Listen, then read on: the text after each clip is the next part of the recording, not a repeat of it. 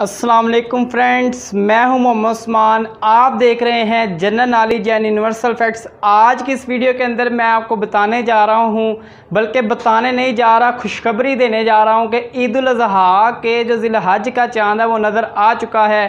तो इंशाअल्लाह अब 10 दिन बाद यानी 1 अगस्त को या 10 ज़िल-हज को बरोज़ हफ्ता ईद हो जाएगी।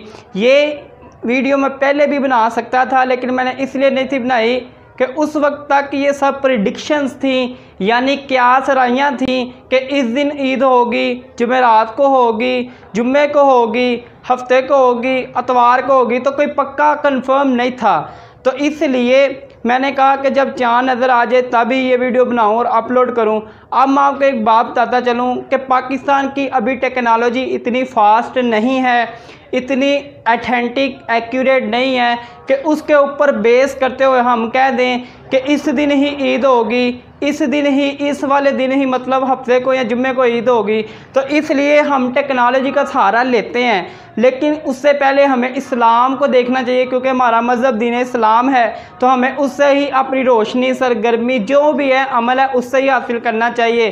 तो यूँ ही देखें, इस्लाम के मुताबिक चाँद नज़र आ गया, तो अब इंशाअल्लाह 10 दिन बाद ईद होगी। तो मैं आपको इसकी खुशखबरी दे देता हूँ। तो दूसरी बात मैंने आपको ये बतानी थी, आपने अपने नाखून और बाल नहीं काटने, इसके ऊपर मैं मुकम्मल वीडियो बना चुका हूँ।